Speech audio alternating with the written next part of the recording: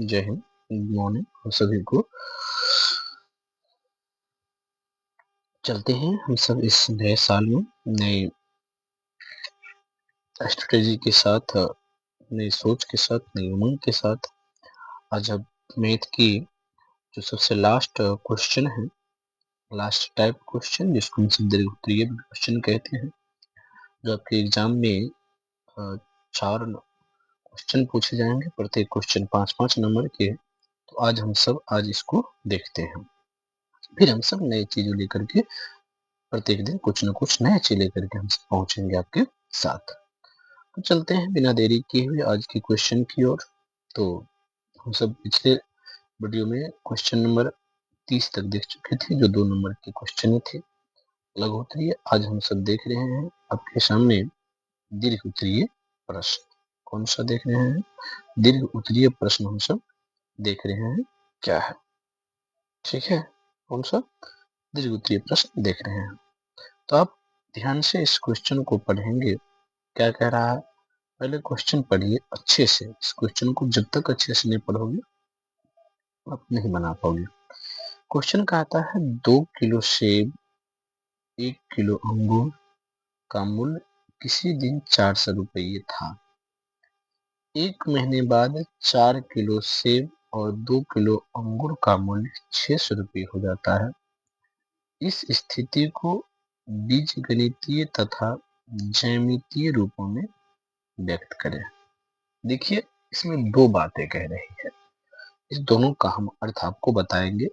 एक होता है बीजगणितीय स्थिति और एक कह रहा है आपका ज्यामितीय स्थिति। मतलब दोनों रूप में कहता है व्यक्त करें, ज्यामितीय रूप भी और बीजगणितीय मेथड में। तो चले हम दोनों आज देखेंगे। तो सबसे पहले तो जब आप क्वेश्चन पढ़ लिए तो आगे आप सबों को ध्यान में रखनी है कुछ बातें समझकर। पहला क्या कह रहा है कि जब क्वेश्चन को पढ़ने के लिए आ जाए तो आप पहले इसमें तो इसे निकालने के लिए कुछ कहा नहीं है।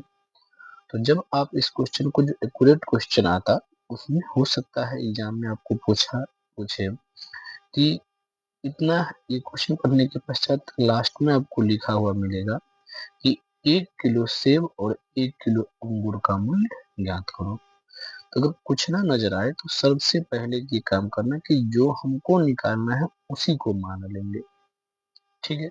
तो एक्चुअल में देखिए, जब हम सामान खरीदने जाते हैं तो भाव पूछते हैं, रेट पूछते हैं ना, सेम चीज यहीं पर आपको मानना है। क्या मान लेंगे? जैसे क्या है, सेब और अंगूर है तो आप मान लेना यहाँ पर, ठीक है।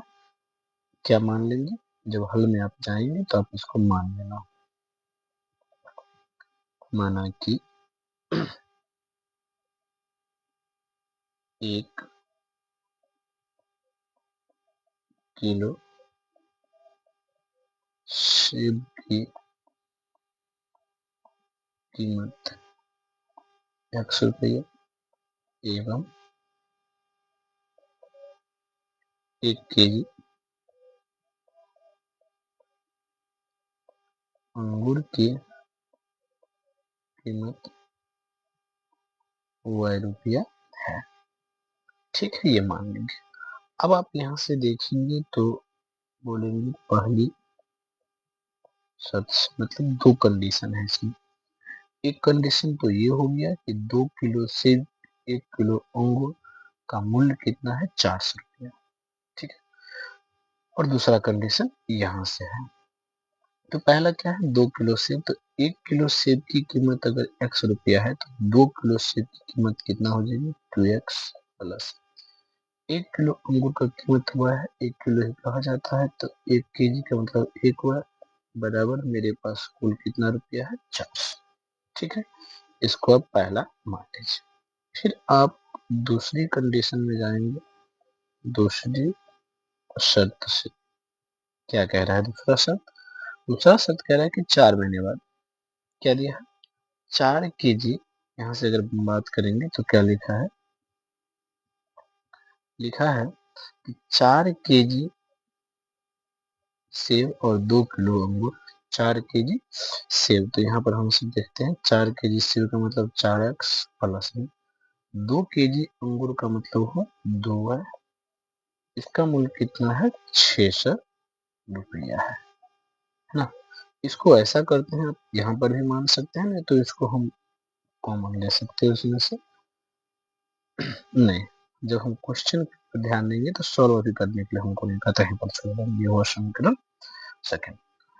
पहले जो पार्ट हमको कहा था कि इस स्थिति का ज्यामितीय रूप, सॉरी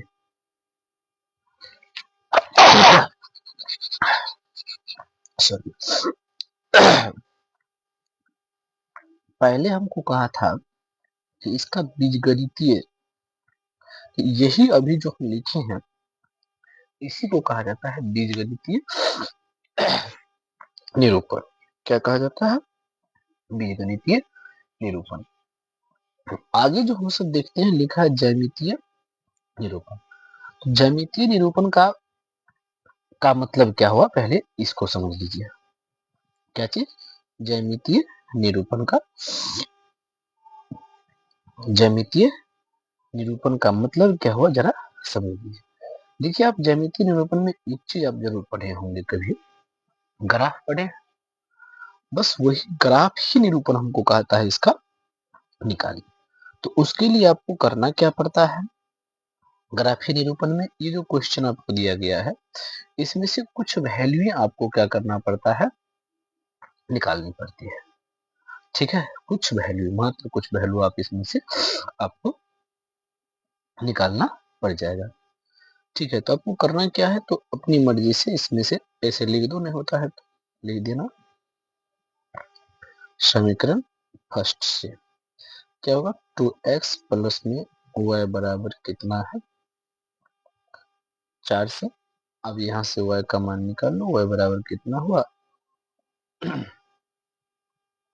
400 माइनस 2x। ठीक है, कोई दिक्कत। अब आप क्या करिए, यहाँ पर लिख दीजिए, समीकरण फर्स्ट से है तो लिखिए कि अब x बराबर, तो कुछ ले लो, 100 ले लो, कितने ले लो 100, इसीलिए y इक्वल टू कितना हो जाएगा 400 माइनस 2 गुने में 100 बराबर कितना हुआ 400 माइनस में 200 इक्वल टू कितना हुआ 200। ठीक है, पुनः लिखेंगे। अब आपको कम से कम 2 मान लेने, वैसे 3 भी ले सकते हो, 4 भी ले सकते हो, एटलीस्ट 2 लेना है। दूसरा x बराबर अपनी मर्जी से ले लेते हैं, 200 ले लो, कोई दिक्कत नहीं, माइनस ले सकते हो, प्लस ले सकते हो, दैट डजंट मैटर। x बराबर इतना लिया, यहाँ पर भी लिया। ठीक है, इसीलिए y इक्वल टू 400 माइनस 2 गुने में 200, यहाँ पर हुआ 400 माइनस में 400 बराबर कितना हो गया 0। तो अब क्या करिए, इसके लिए एक छोटे से बॉक्स बना लीजिए। हमको मिला क्या, यहाँ से मिला हमको, ये है आपका x, ये है आपका y। जब x का मान हम कितना लिए थे 100, तो y का मान निकला था मेरे पास कितना 200। जब x का मान लिए हम 200, तो y का मान कितना निकला था 0। तो वही चीज है ना, x का मान जब 100 तो y का मान 200, जब x का मान 200 तो y का मान 0। कोई दिक्कत। अब चलो लिखते हैं हम सब। अब कहाँ से, समीकरण सेकंड से। ठीक है, क्या है समीकरण सेकंड, समीकरण सेकंड है 4x प्लस में 2y इक्वल टू 6। अब इसको क्या करो, थोड़ी सी हम अपनी चालाकी दिखा करके इसमें से 2 कॉमन ले लेते हैं। तो ये हुआ 2x प्लस में y इक्वल टू 600। हम इसको देखते हैं तो मेरे ख्याल से ये आता है क्या 300, यानी 2x प्लस में y इक्वल टू 300। इसको देखते हैं तो y इक्वल टू आता है कि आपको, एक मिनट, y इक्वल टू आपको आता है 300 माइनस में 2x। बस यही से कहानी आप सब शुरू कर लीजिए, कोई दिक्कत नहीं है। पुनः लिखिए। अब क्या आएगा, x बराबर, अब मान लीजिए वही कहानी 100 लिया, इसीलिए y इक्वल टू क्या होगा 300 माइनस में 2 गुने 100 बराबर 300 माइनस में 200 इक्वल टू कितना हुआ 100। एवं अब पुनः क्या आ जाएगा x बराबर कितना ले लो, हाँ 200 ले लो, कोई दिक्कत नहीं, अपनी मर्जी से चुन सकते हो, मैं अपनी मर्जी से चुन सकता हूँ, आप सभी अपनी मर्जी से चुन सकते हो। कितना होगा, इसलिए y इक्वल टू कितना हो जाएगा 300 माइनस में 2 गुने में 200 कितना हो जाएगा 300 माइनस में 400। आपका फाइनल कितना आंसर हो गया x। अब आप क्या कीजिए, एक उसी तरह बॉक्स बना लीजिए, ठीक है, बॉक्स बना लेंगे। क्या कह रहा है, यहाँ पर x यहाँ पर y, x का मान जब 100 रखे थे तो y का मान भी कितना आया था 100 आया था। जब x का मान हम 200 लिए तो y का मान कितना आया जी -100 आया। ठीक है, अब ये हम सबको डाटा लिखा, अब इसी के आधार पर हम सबों को क्या करना है, तो ज्यामितीय निरूपण हम सबों को दिखाना है। तो सबसे पहले हम क्या करेंगे, ज्यामितीय निरूपण के लिए एक हॉरिजॉन्टल लाइन खींच लेंगे, ये हुआ मेरा हॉरिजॉन्टल लाइन। आप सबों की ग्राफ कॉपी मिलेंगे। फिर यहाँ पर एक वर्टिकल लाइन खींचेंगे, क्या खींचेंगे वर्टिकल लाइन। ठीक है, ये मेरा क्या हो गया वर्टिकल लाइन हो गया, कोई दिक्कत है नहीं होनी चाहिए। ये आपको x x डैश y, ये y डैश, इसको हम सब मूल बिंदु कहते हैं। इस पर हम क्या करेंगे, वहीं पर तो आपको क्वेश्चन में जो खांचा बना रहेगा, आपको पार्ट बने रहेंगे, मैं अपनी तरफ से यहाँ पर छोटी छोटी पार्ट ले लेता हूँ। ठीक है, इस प्रकार से आपको मैं पार्ट ले लेता हूँ, ठीक है ना। मैं लगभग अपने अनुसार से बराबर डिस्टेंस में मैंने क्या किया, ये पार्ट ले लिया। ठीक है, चलो यह 1 हुआ, ये 2 हुआ, 3 हुआ, 4 हुआ, 5 हुआ, -1 -2 -3 -4 -1 -2 -3 -4, ये हो गया आपको कितना हुआ 1 2 3 4। ठीक है, अब आपको ये x एक्सिस इधर प्लस होता है इधर माइनस होता है, आपको पता ही होगा, इधर प्लस इधर माइनस होता है। अब पहला समीकरण को जब आप लिखने के लिए जाओगे तो क्या दिया है, पहला टेबल देखो, अब टेबल सिर्फ देख लो, x बराबर 100 y बराबर 200। तो एक काम कीजिए, हम 100 200 तो माने नहीं है, तो पर यूनिट यहाँ पर 100 मान लो। आप यहाँ पर लिख सकते हो, नीचे में भी लिख सकते हो, यहाँ पर लिख देना कि यहाँ 1 यूनिट इक्वल टू 100 माना, कोई दिक्कत नहीं, आप मान सकते हो वहां पर भी। मैं 1 को 100 माना, तो पहला क्या था इसमें, पहला क्या है आपका, पहला है 100 और 200, मतलब x पर 100 गए, y पर 200 गए। तो सिंपल सी बात समझना, x पर 1 मतलब 100, वही पर हम यहाँ पर लिखे 1 मतलब 100। तो हमें याद रखना कि हम चलेंगे हमेशा मूल बिंदु से, और सबसे पहले चलेंगे x एक्सिस पर, x अक्ष पर चलेंगे। तो हम 1 कदम चलेंगे तो 100 कदम हो जाएगी।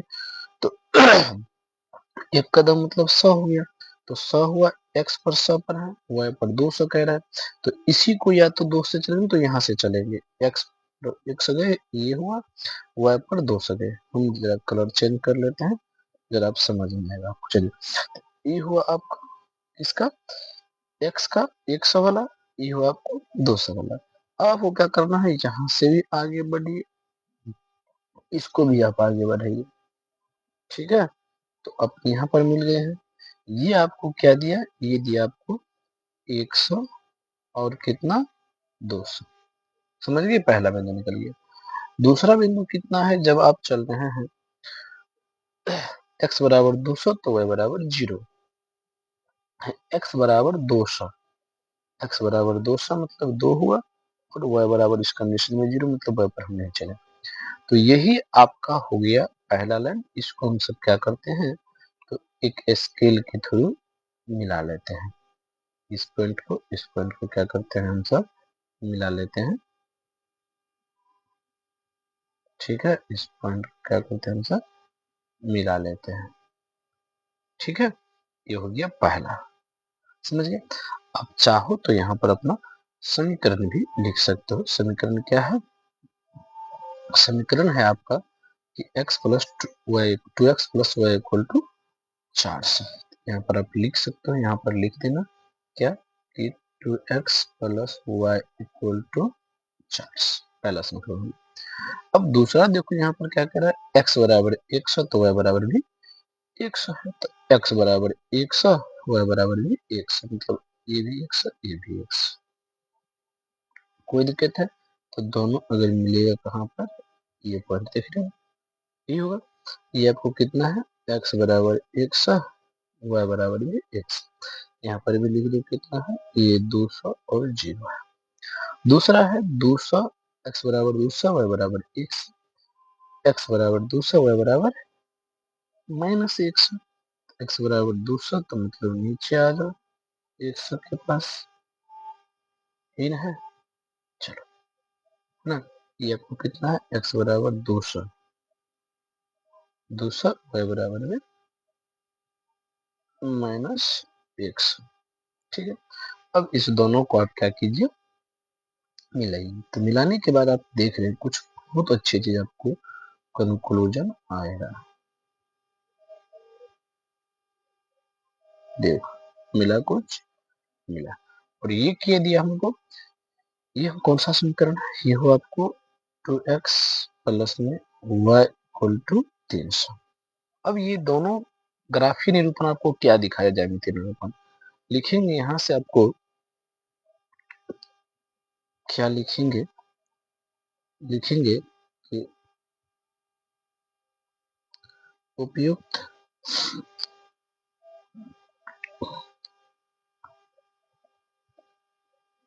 ज्यामितीय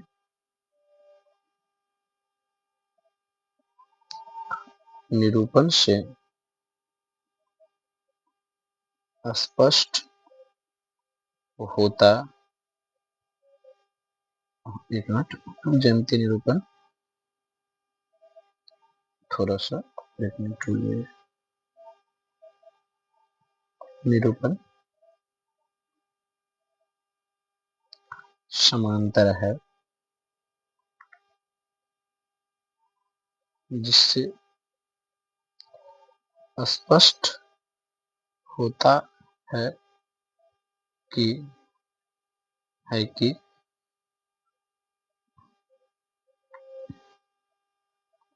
दिए गए कथन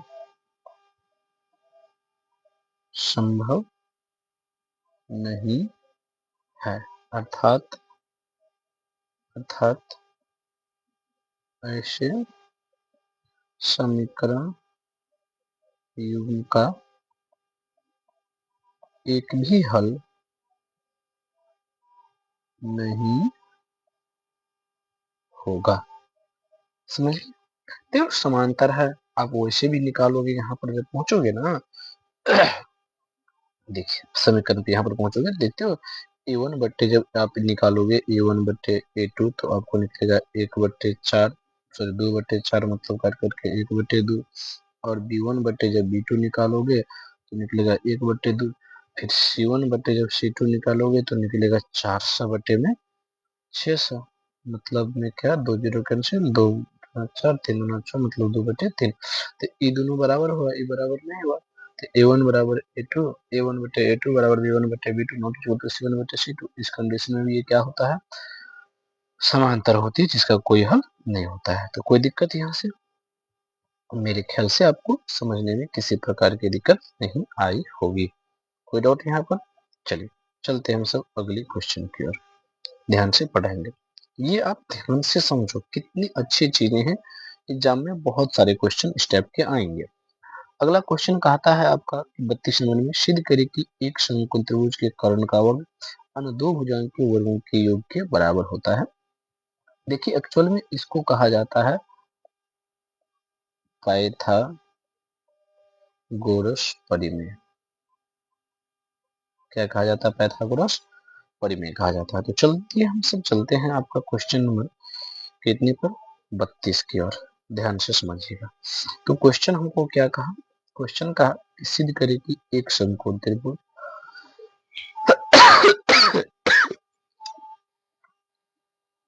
तो हम सब एक समकोण त्रिभुज ड्रॉ कर लेते हैं।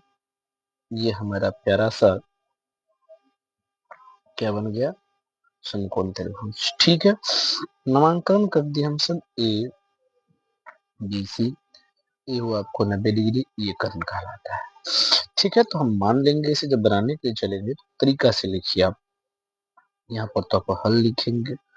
जब कभी भी आप सवाल आए तब इस तरह की चीजों को इस ढंग से बनाएंगे। पहले लिखेंगे हम सब इस प्रकार से विशेष प्रतिज्ञा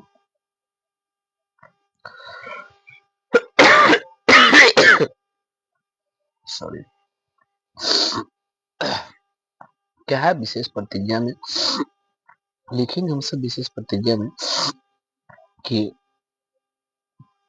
माना कि जिस भी क्वेश्चन में नाम ना दिया हो तो उसे मानना ही पड़ता है। समझ लो। एक मिनट।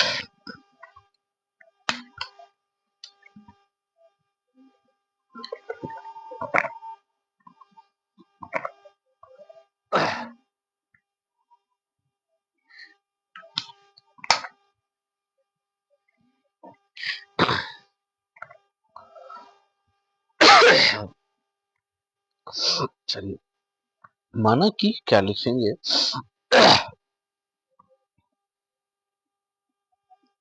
एबीसी एक क्या है? समकोण त्रिभुज है। एबीसी क्या है? समकोण त्रिभुज है जिसमें एंगल बी बराबर कितना है? 90 डिग्री। ठीक है, आप नीचे में लिख देना। सिद्ध करना है कि AC स्क्वायर बराबर AB स्क्वायर प्लस में BC स्क्वायर। कोई दिक्कत? अब एक छोटी सी बात करेंगे हम सब। रचना। रचना का मतलब होता है कि जो कंडीशन कहा है उस कंडीशन तक पहुंचने के लिए किए गए कुछ क्रियाकलाप जो हम सब फिगर में करते हैं। तो रचना क्या की कि ये जो समकोण है, समकोण से इस कर्ण पर एक हम क्या डाल दिए? लंब डाल दिए। ठीक है, तो हम लिख दिए कि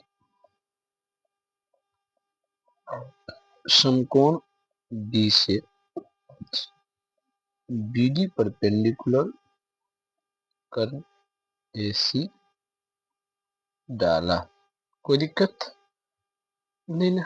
अब चलेंगे यहाँ पर लिखने के लिए हम सब परमाणु। कोई दिक्कत? अब सबसे पहले आप फिगर को देखेंगे और देखिए यहाँ पर हम सबसे पहले इस छोटे से फिगर और बड़े से फिगर पे चलते हैं। अब क्या लिखेंगे? देखिए मैं डायरेक्ट लिख रहा हूँ क्योंकि ये डिटेल्स बनाएंगे तो डिटेल्स चला जाएगा। अब नहीं तो मैं डिटेल्स बना देता हूँ। लिखेंगे हम सबसे पहले क्या? त्रिभुज ABC तथा त्रिभुज ABD में कौन कौन सा त्रिभुज है? ABC और ABD में चलते हैं। देखिए क्या लिखेंगे? हम लिखेंगे आप डायरेक्ट भी लिख सकते थे, मैं एक छोटा गैप आप छोड़ भी सकते थे। मैं लिख दे रहा हूँ, पहले समझिएगा। हम इसको लिखेंगे एंगल ए बराबर एंगल ए। ये क्या है? कॉमन है, मैं समझाने के ख्याल से बता रहा हूँ।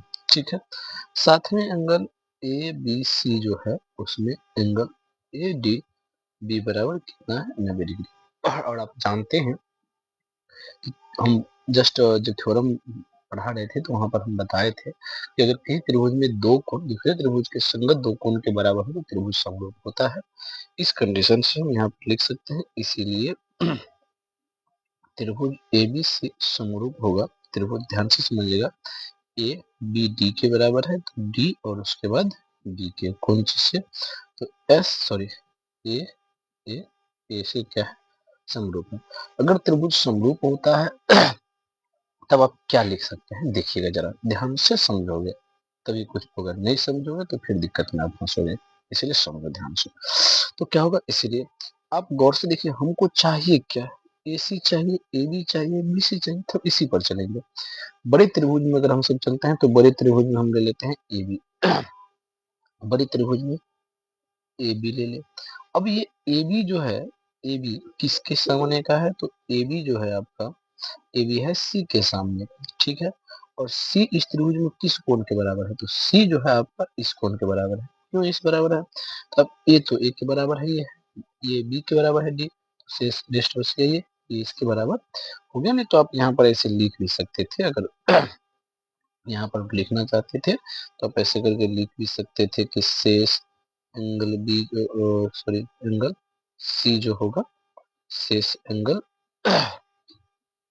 शेष एंगल क्या, सी जो होगा उसमें शेष एंगल ए बी डी के बराबर होगा। ऐसा लिख भी सकते हो, नहीं लिखना तो कोई दिक्कत नहीं है। तो ए बी, अब इसमें जो आपको सी बच गया, इसमें इसके सामने क्या है, ए डी है, तो हम यहाँ पर लिख देते हैं बट्टे में क्या है, ए डी, ए बी बट्टे ए डी। अब फिर हमको चाहिए ए बी चाहिए, तो ए बी छोटा वाला में हमको ए बी चाहिए, ठीक है, यानी कि बी सी, तो हम इसमें से ए के सामने ले लेते हैं क्या चीज, सॉरी अब हम क्या करते हैं, उसके सामने ले लेते हैं, यहाँ पर ये क्या है, ए सी, बड़े त्रिभुज में कर्ण ले लेते हैं ए सी, चूंकि ए सी हमको चाहिए तो दे, तो यहाँ पर चाहिए ना ए सी, तो ए सी ले लिए। तो ए सी जो है कि बी के सामने, बी के सामने डी है, डी के सामने क्या है यहाँ पर ए बी है, तो हम यहाँ से क्या लिख लिए, ए बी लिख लिए। अब यहाँ से क्रॉस गुना करोगे तो रिजल्ट आता है आपका ए बी स्क्वायर बराबर ए सी मल्टीपल ए डी, ये समीकरण फर्स्ट हो गया, ठीक है। क्या लिखेंगे अब आप पुनः, त्रिभुज ए बी सी तथा किसमें आएंगे, त्रिभुज किसमें आ जाएंगे, तो लिख दो सी डी बी में। वही कहानी क्या हो जाएगा, एंगल सी बराबर एंगल सी, ये आपको कॉमन हो जाएगा, जिसको हम सब उभयनिष्ठ भी बोलते हैं। फिर एंगल ए बी सी जो होगा वो बराबर होगा किसके, एंगल ये बी कोण किसके बराबर होगा, तो सी डी बी का या बी डी सी का, आप लिख सकते हैं यहाँ पर एंगल, एंगल क्या आएगा, एंगल बी डी सी बराबर कितना डिग्री, 90 डिग्री। आप ये मैं जो लिख रहा हूँ अभी आप लिख भी सकते हो, नहीं तो कोई दिक्कत नहीं है कि शेष एंगल ये जो होगा इसमें क्या होगा, शेष एंगल क्या होगा, शेष एंगल सी बी डी, ठीक है, आप लिख सकते हो। इसीलिए त्रिभुज ए बी सी समरूप होगा, इसके त्रिभुज ए किसके बराबर है, ए बराबर है बी के, तो एंगल हम लिख सकते हैं बी, बी उसके बाद बी किसके बराबर है, डी का, बी डी सी का, कोई दिक्कत कौन चीज से, ए एस। आप जानते हैं अगर त्रिभुज समरूप है तो हमको जो चाहिए, देखो हमको बीसी चाहिए तो बड़े त्रिभुज में ले लो बीसी, बड़े त्रिभुज में क्या ले लो बीसी, बीसी किसके बराबर है आप यहाँ से भी देख सकते हो, बीसी किसके सामने, ए के सामने, ए बी के है, तो बी के सामने इसमें है ना भाई, इसके तो इसके सामने क्या है, सी डी, आप लिख दो यहाँ से क्या चीज, सी डी बराबर, उसमें ए सी चाहिए और ए सी के सामने क्या है, बी सी, आप फिगर में देख सकते हो, यह ए सी हम ले लिए बड़े त्रिभुज में, और ये ए सी बी के बराबर है, बी डी के बराबर, डी के सामने क्या है, बी सी है कोई दिक्कत है। अब यहाँ से अगर आप गुना करोगे क्रॉस में तो क्या आ जाएगा, बी सी स्क्वायर बराबर में ए सी मल्टीपल बाय सी डी, समीकरण सेकेंड। अब आप क्या लिखोगे, अब आप लिख सकते हो, लिखो समीकरण क्या, फर्स्ट प्लस में सेकेंड से। अब देखोगे तो यहाँ पर आ रहा है ए बी स्क्वायर प्लस में क्या आ जाएगा, BC स्क्वायर, वहां पर आ जाएगा AC गुने में क्या आ जाएगा AD प्लस में यहाँ पर आ रहा है AC गुने में CD आ रहा है। अब इस दोनों में से आप AC कॉमन लो तो क्या आ रहा है AD प्लस में CD।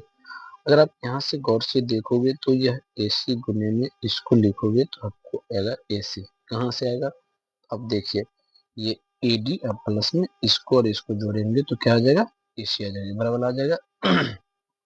चलिए तो यहाँ पर ये क्या आ जाएगा AC। तो फाइनली रिजल्ट आपका क्या निकल गया AC स्क्वायर। यहाँ पर लिख सकते हो चूंकि AD प्लस में CD बराबर में क्या होगा AC। ठीक है, अब यहाँ पर फाइनली ये लिख सकते हो क्या AB स्क्वायर प्लस में BC स्क्वायर। यही आपको सिद्ध करने के लिए कह रहा था, आप नहीं तो उल्टा भी लिख सकते हो इसको, AC स्क्वायर बराबर में AB स्क्वायर प्लस में BC स्क्वायर। ये आपका प्रमाणित हो गया। एक बात ध्यान रखिएगा, इसमें 6 7 8 थ्योरम है, उस सभी थ्योरम को आप एकदम रट लेना, सीख जाना बनाना। ठीक है, ये एग्जाम में एक न एक आएगा, चाहे पाइथागोरस प्रमेय आए, पाइथागोरस का विलोम आए, थेल्स आए, थेल्स का विलोम आए। ठीक है, ये आपको 4 में से एक मेरे ख्याल से आएगा ही आएगा, ये ध्यान में रखिएगा। चलिए बिना देरी के फिर नई क्वेश्चन की ओर। देखिए क्वेश्चन कहता है, एक रेलगाड़ी समान चाल से 360 किलोमीटर की दूरी तय करती है, किसी भी चाल से चल रही है। यदि चाल 5 किलोमीटर प्रति घंटा अधिक होती तो यात्रा को तय करने में 1 घंटा कम समय लेती रेलगाड़ी की चाल। हमेशा मैं कहा कि जब तक क्वेश्चन को ढंग से पढ़ोगे नहीं आपको नहीं बनेगा। चलते हैं हम सब क्वेश्चन नंबर 33 की ओर। कहा ना कि एक समान चाल से निकालने की रेलगाड़ी की चाल, तो जो कहता है आप उसको मान लो। आप मान लीजिएगा ऐसे करके, क्या मानेंगे, माना कि रेल गाड़ी की चाल बराबर x किलोमीटर प्रति घंटा है।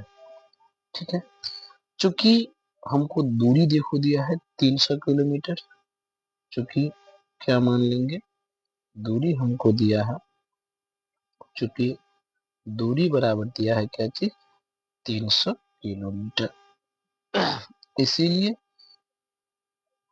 समय बराबर क्या होता है, तो आप पढ़े हैं समय बराबर होता है दूरी बटे चाल। तो दूरी कितना है जी 300 और चाल कितना है x, कितना घंटा। ठीक है, अब लिखेंगे प्रश्न से नया चाल। ठीक है, नया चाल क्या है, तो नया चाल इसमें देख रहे हो कह रहे 5 किलोमीटर प्रति घंटा अधिक होती, तो नया चाल बराबर कितना होगा x प्लस 5 किलोमीटर प्रति घंटा, है ना। इसीलिए क्या लिखोगे नया समय। नया समय क्या होगा, तो वही 300 बटे में x प्लस 5 इतना घंटा। ठीक है, अब क्वेश्चन में कह रहा है, अब प्रश्नानुसार या पुनः प्रश्न से ले सकते हो, लिख देते हैं पुनः प्रश्न से। क्या कहता है कि नया समय जो है पुराने समय से 1 घंटा क्या है कम है। मतलब जब चाल 5 किलोमीटर बढ़ जाएगी तो बढ़े हुए चाल पर जो समय है वह पुराने समय जो था उससे 1 घंटा कम है। तो ये समय मतलब 300 बट्टे में x प्लस 5, ये समय पहले वाली समय जो थी, पहले वाली ये समय उससे 1 घंटा कम है। ठीक है, अब इसको आप एडजस्ट कर लो, तो एडजस्ट करोगे तो ये क्या आएगा 300 बट्टे में x माइनस में 300 बट्टे में x प्लस 5 बराबर में कितना हो जाएगा 1। ये आपको एडजस्ट हो गया। अब इसको आप सॉल्व कर लो, आंसर आ जाएगी। सॉल्व करोगे तो इस दोनों का एलसीएम लोगे तो x इंटू एक्स प्लस 5 आ जाएगी। ठीक है, जब इससे भागा दोगे तो ये आंसर आपको देखो क्या आ रहा है x प्लस 5 आएगी माइनस में 300 x बराबर में 1। सॉल्व करोगे तो यहाँ पर आएगा 300 x प्लस में कितना होगा 3 पंचे में 1500 माइनस में फिर 300 x, इसको गुना करोगे तो आ रहा है एक्स स्क्वायर प्लस में 5x। देखो ये बेचारा कैंसिल हो गया। ठीक है, सॉल्व करो इसको तो सही से आ रहा है, x प्लस में 5x और ये उधर चला जाएगा तो माइनस में कितना हो जाएगा जी, 1500 बराबर में 0। अब आप हमको करना क्या है, 1500 को तोड़ना है, हमको कितना लाना है 5। तो आप बगल में ऐसे करके सॉल्व कर लो। 1500 का 2 से हम करेंगे तो 7 दूना 14, एक पर कितना हो 0, तो 7 दूना 14, 5 दूना 10, 0। फिर हम 2 से निकालते हैं तो कितना हुआ, 2 तिया 6, 2 तिये 6, 7 दूना 14 हुआ ना, 5 दूना 10। अब फिर इसमें 5 से काटो, कितना हो रहा है 5 से काटोगे तिया आ रहा है 7 पंचे 35, 5 25, फिर 5 से करो कितना आ रहा है कि 5 से कम 5 और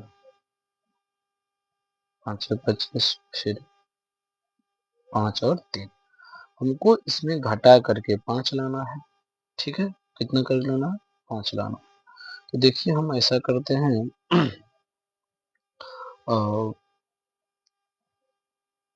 5 25 हो गया, 5 25 हो गया और ऐसा करो 2 गुने 2 गुने में कितना हो गया 5 गुने 5 गुने में 3 तो 5 25 हो गया, 2 दूना 4, 12 तो नहीं आएगा। फिर देखो 5 दूना 10, 15 दूना 30। ये कैसे आ रहा है, 5 आनी चाहिए, घटा करके 3 तिया सही तो है, 5 25 चौका 100,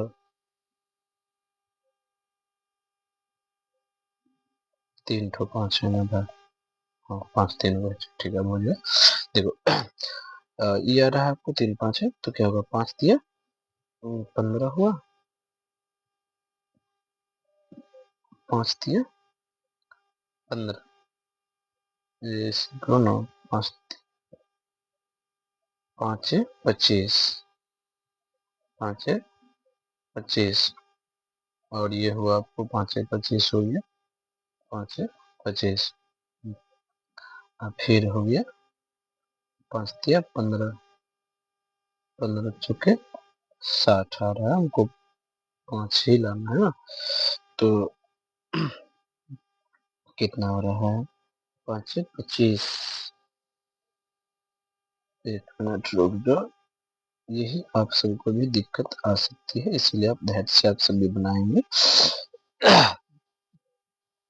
द्वितीय 6,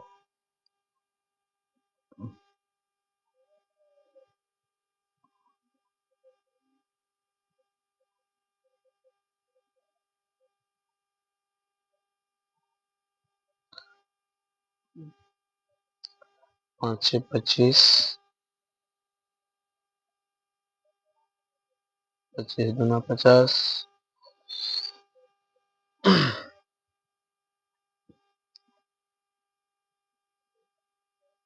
5 दिए 15 माइनस मारिए तो ठीक है भाई, फिर मिस्टेक कहाँ हो रही, देखो दिया आ रही है आपको 5 25 दिया 75 आ जाएगा, 75 आ जाएगा, 5 25 दिया 75 और फिर 2 दूना 4 5 20 ही आ रहा है, घटा कर हमको 5 ही लाना है।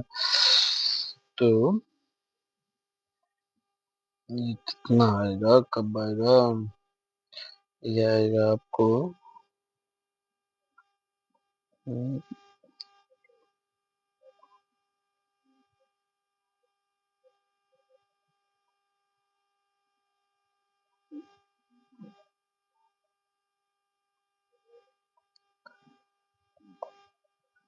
5 25 दिए 75, 5 25 का 100, 1500 तो आ रहा है सही सही, 25 5 25 तो 9 50 30। ये आपको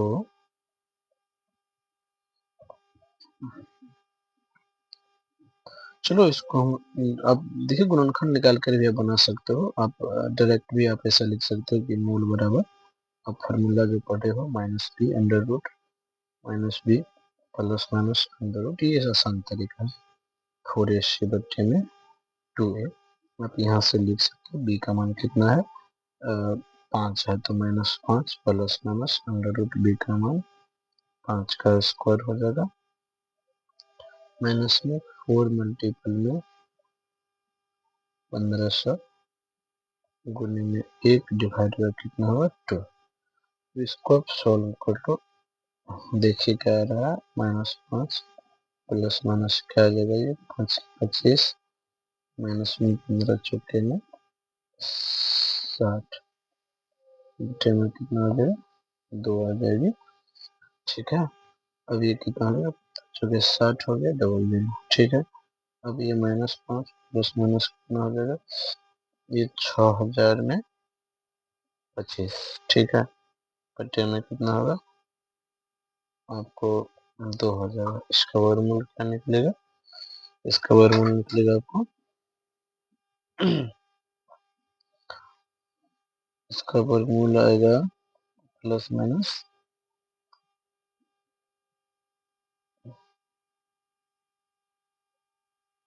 आता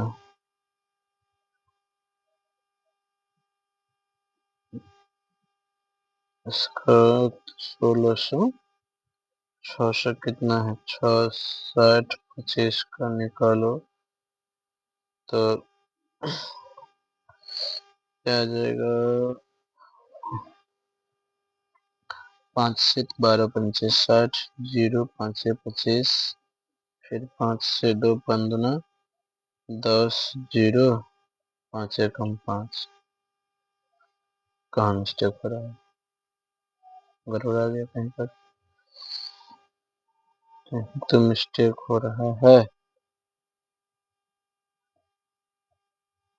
देखिए यहाँ पर ये सही है एक्स स्क्वायर प्लस में 5x यार एक्स स्क्वायर प्लस में 5x। ठीक है, एक्स स्क्वायर प्लस में 5x की जगह इधर तो माइनस में 1500। कहाँ पर मिस्टेक हो रहा है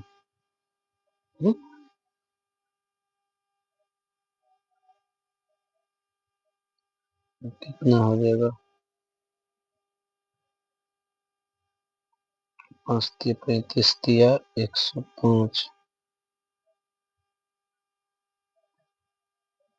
अगर आप देखते हैं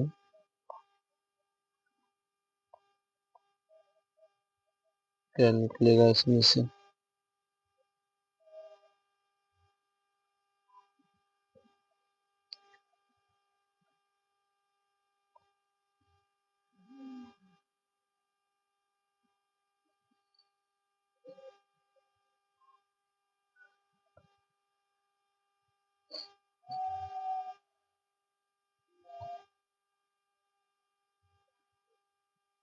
-360 है, मिस्टेक हुआ ना।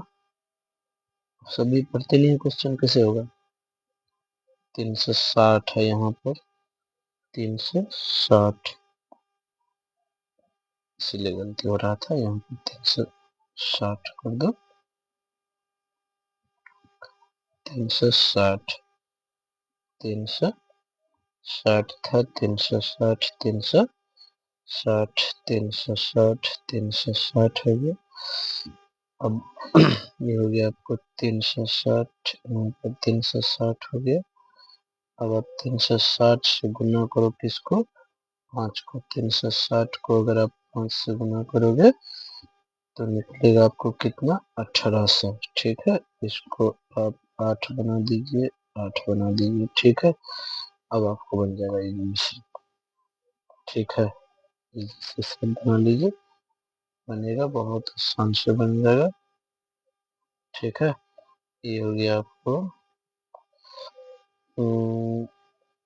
एक्स स्क्वायर प्लस में 5x और माइनस में 1800 बराबर में 0। अब तोड़िए, बन जाएगा आपको 1800 को तोड़िएगा 200 में आएगा 900, 200 में 450 आएगा, 200 से 2 दूना 4, 5 25 आ जाएगा। फिर आप 3 से लीजिए तो कितना होगा 7 21 5 15 आ जाएगा। फिर 3 से होगा 15 25 75 आ जाएगा, 3 से 5 आ जाएगा। अब आपको घटा करके 5 पुराना है तो आप ऐसे करके देखिए 3 दिया 5 से 25 15 25 75 यहाँ पर आ जाना। तो कितना हुआ आपको 5 से 25 चौके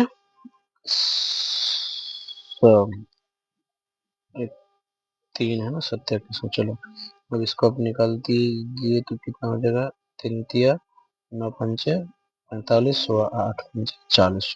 ठीक है, तो ये आपको आ जाएगा कितना, घटा दीजिए तो ये आ गया फाइनली कंक्लूजन आपका एक्स स्क्वायर प्लस में 45x माइनस में 40x माइनस में 1800 बराबर में 0। x कॉमन ले लो तो x प्लस में 45 आएगा, माइनस 40 कॉमन ले लो तो x प्लस में 45 बराबर में 0 आ जाएगा। x माइनस में 40 x 45 हो गया पहले, फिर x माइनस में 40 बराबर 0। अब आप यहाँ से लिख सकते हो क्या x माइनस एक्स प्लस 45 बराबर 0, यहाँ से x बराबर में माइनस 45। ये संभव क्यों नहीं संभव है, क्योंकि ये माइनस में आ गया। अब आप लिख सकते हो अब x माइनस 40 बराबर 0, इसलिए x बराबर 40। ये आंसर हो गया। अतः अब लिख सकते हो रेलगाड़ी की चाल कितनी होगी 40 किलोमीटर बराबर। ठीक है, ये आपका आंसर हो गया। ठीक है, चलते हैं हम सब अगली क्वेश्चन की ओर। आसान क्वेश्चन है, क्या है कि एक 8 मीटर ऊंचे भवन के शिखर, आप थोड़ा बड़ा कर लीजिए। ठीक है, अब दिखाई देगा आपको ये क्वेश्चन अच्छे से। क्या कहता है कि 8 मीटर ऊंचे एक भवन के शिखर से एक केवल मीनार के शिखर का उन्नयन कोण 60 डिग्री है, तो इसके बाद का अवनमन कोण कितना है 45 डिग्री है। तो मीनार की ऊंचाई ज्ञात करो। सबसे पहले अच्छे से क्वेश्चन पढ़ो। एक 8 मीटर ऊंचे भवन, क्या कहता है एक 8 मीटर ऊंचे भवन शिखर से एक केवल टावर। तो सबसे पहले क्वेश्चन नंबर आपका है, क्वेश्चन नंबर कितना है 34। कितना नंबर है 34 नंबर। फिगर को अच्छे से आप बनाइए, हाइट एंड डिस्टेंस में फिगर बन गया, क्वेश्चन बन गया। तो अब फिगर बनाइए 8 मीटर ऊंचे भवन। तो सबसे पहले ये है आपका समतल भूमि। ठीक है, यहाँ पर एक जगह पर है आपका ये प्यारा सा भवन, ये आपका है भवन। और दूसरा है भवन से एक केवल मीनार। इस साइड क्या है आपका एक मीनार है, मीनार बड़ा होगा भवन छोटा होगा। क्या है ये मीनार है। तो क्वेश्चन में कहता है कि भवन के शिखर से एक केवल टावर के शिखर का उन्नयन कोण, मतलब इसके शिखर से इसके शिखर का उन्नयन कोण, मतलब ये ऐसा मिलाया गया है। ये कितना डिग्री है आपका, ये है आपका 60 डिग्री का। ठीक है, और कहता है इसके पाद का अवनमन कोण 45 डिग्री है। और ये जो आप देख रहे हो, ये जो इसको देखा जा रहा है, ये हुआ बना यहाँ पर अवनमन कोण, ये का मान कितना है 45 डिग्री है।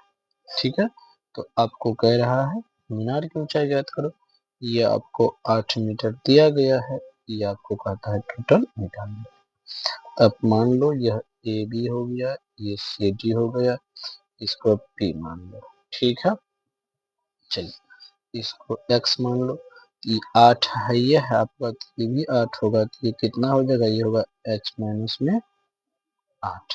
ठीक है, अब चलिए आप क्वेश्चन पर लिखेंगे ऐसे करके। मान लेना, माना कि ए बी मीनार तथा सी डी क्या है C D sorry A B भवन है भाई, ये भी क्या है, एक भवन तथा सी डी मीनार है। ठीक है,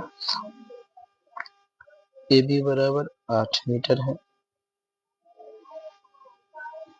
एवं एंगल सी ए पी बराबर 45 degree, angle P A D बराबर 60 डिग्री। ठीक है, बी सी बराबर एक्स माना, इसीलिए ए पी बराबर एक्स होगा एवं क्या लिख सकते हैं, ये जो है भवन की ऊंचाई सी डी एच माना, इसीलिए यहाँ पर देख रहे हैं ये कितना हुआ डी पी, जब पी डी करोगे पी डी बराबर एच माइनस 8 होगा। ठीक है, अब चलते हैं सब। अब त्रिभुज, दो त्रिभुज आपके सामने है, एक ठो ये है एक ठो है, तो किसी त्रिभुज में चलिए मैं चलता हूँ त्रिभुज ए पी सी में। क्या लिखेंगे, त्रिभुज ए पी सी में क्या होगा, एंगल ए पी सी बराबर 90 डिग्री, इसीलिए ये एंगल मालूम है तो इस एंगल के लिए क्या कहलाएगा, लंब, और ये क्या कहलाएगा, आधार। ई एक्स टी बी तक से हो तो लंब और आधार कौन चीज में आता है, tan में आता है।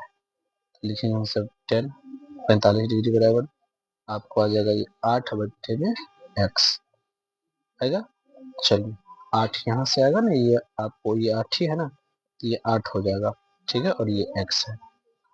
ठीक है ना, तो ये एक 45 का वैल्यू 1 होता है, 8 बट्टे x हो गया, यहाँ से x का वैल्यू कितना हो गया 8। और पुनः चलो ऊपर वाला त्रिभुज जो है उसमें, त्रिभुज ए पी